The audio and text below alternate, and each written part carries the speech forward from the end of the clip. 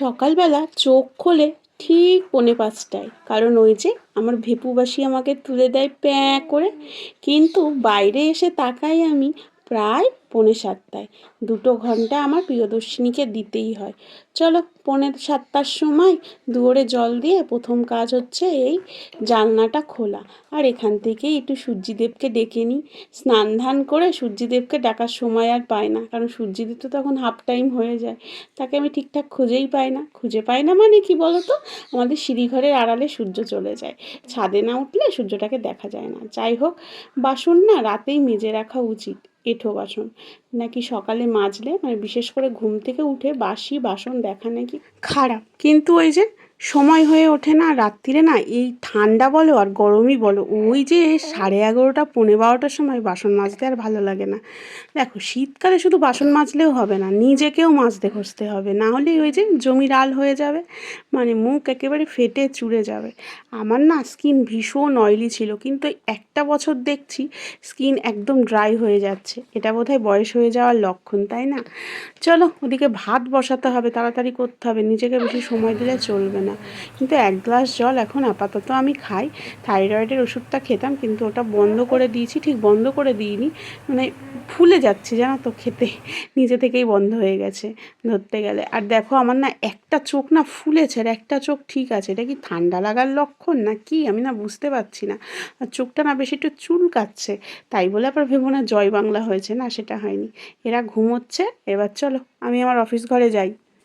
ভাত বসিয়ে দিয়েছি আর একটা আলু আর সেদ্ধ দেবো। তার কারণ কি বলো তো, আজকে যা মেনু হচ্ছে দেবাগ্নি খাবে কি না তার ঠিক নেই। আর আলু ছোলার মেশিনটা দেখেছো আমার কি ফাঁকা হয়ে গেছে। আলু ছুললে কতটা আলু অপচয় হয়, খোসার সাথে আলুও উঠে আসে।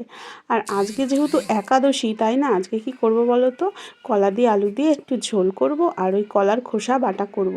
ঠিক খোসা না, কলাও দেবো একটু আলুও দেবো। খোসাতে না সেরকম স্বাদ হয় না, কলা আর একটু আলু দিয়ে দেখবে ভালো টেস্ট হয়। আর অল্প অল্পই রান্না, ঝপঝপ করে আমার হয়েও যাবে। মা দুপুরবেলা ডালিয়া করে নেবে, তাহলেই কমপ্লিট। রুটি আর সকালে করবে না, দুপুরে করলে রাত্রে আর হচ্ছে দুপুরে দুবারেই হয়ে যায়। আর রুটি বোধহয় সকালে দিদি দেবে। তো চলো, ওদিকে সেদ্ধ বসিয়ে দিয়েছে আর ওদিকে কাটাকাটিও কমপ্লিট হয়ে গেছে।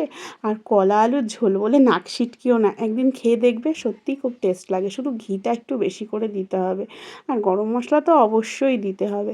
আর আমি না কলা সবসময় দেখো নুন আর হলুদের মধ্যে ভিজিয়ে রাখি, তাহলে কি হয় বলো তো, মানে কলাটা না কালো হয় না।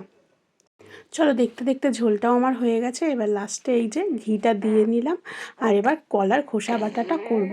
জানো তো, যত তাড়াতাড়ি রান্না হবে তত তাড়াতাড়ি ভালো, মেয়েটার কাছে যেতে পারবো, কারণ মেয়েটা সকাল থেকে জেগেই আছে, একটু ঘুমোয়নি। আমার রন্ধন কমপ্লিট। এই যে ভাত ঠান্ডা হতে দিয়েছি, তরকারিও ঠান্ডা হতে দিয়েছি, কারণ তোমাদের দাদা টিফিনে এখন ভাতই নিয়ে যায়। ঠান্ডা করে না দিলে যতই শীত আসুক, ওই শীত শীত অভাব একটা ব্যাপার আছে, খাবার নষ্ট হয়ে যাবে। ছোট্ট করে যেন একটা ঝড় বয়ে গেল। ঝড় আসার আগে যেমন চুপ করে থাকি, সেরকম চুপ করে রান্না করছিলাম তোমাদের সামনে, আর কথা বলতে পারিনি।